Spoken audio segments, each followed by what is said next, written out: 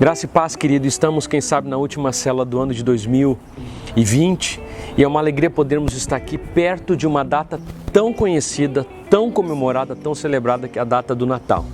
Alguns dizem as festas, mas nós fazemos questão de falar do Natal, porque esse é o dia que nós comemoramos como igreja e não podemos perder o verdadeiro significado de Natal. Foi no Natal que o nosso Senhor e Salvador Jesus Cristo nasceu. Isso está lá relatado em Lucas, em João, mas também em Mateus, no texto do capítulo 1 de Mateus, do versículo 18 até o versículo 25.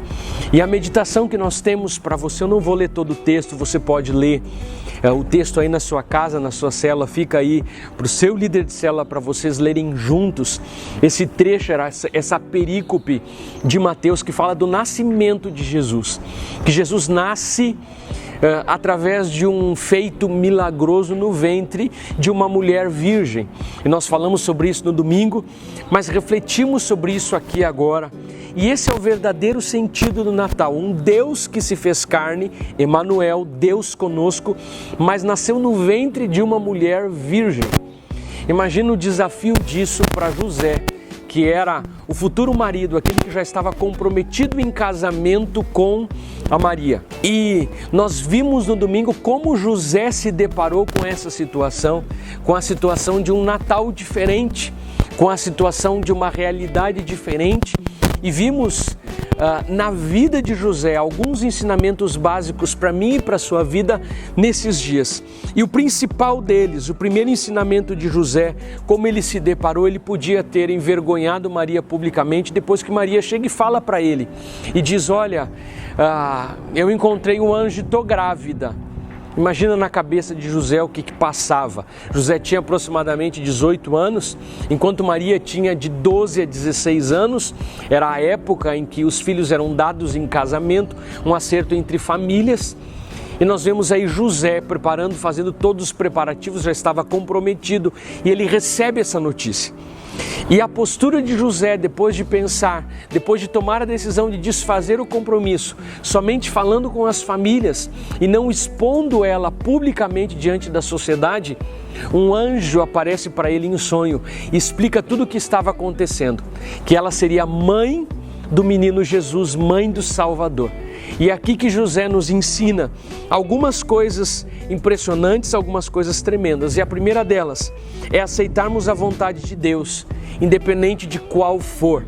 Não somente aceitar a vontade de Deus, mas José também nos ensina a obedecermos a Deus, escutarmos a vontade de Deus, por mais difícil que ela seja, colocarmos em prática a vontade de Deus, por mais desafiadora que ela seja, e por fim, estarmos aptos e prontos às mudanças da vida.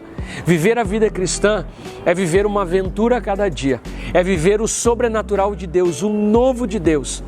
E para isso, quem sabe, você e eu estamos incomodados com essa situação de final de ano com Covid, final de ano de pandemia, em que as famílias estão dentro, quem sabe, que comemorar o Natal, o nascimento de Jesus, que é um tempo de reunir a família, isolados, mas é um tempo de mudanças, é um tempo de absorvermos a vontade de Deus, seja qual ela for, e aprendermos no meio dessa dificuldade, alegrarmos-nos no Senhor e engrandecermos o nome do Senhor, mesmo no meio da dificuldade.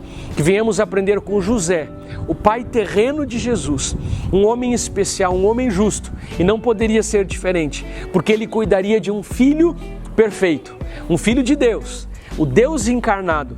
E José, o seu pai emprestado, o seu pai terreno, o seu pai, enquanto aqui ele esteve ao lado de Maria.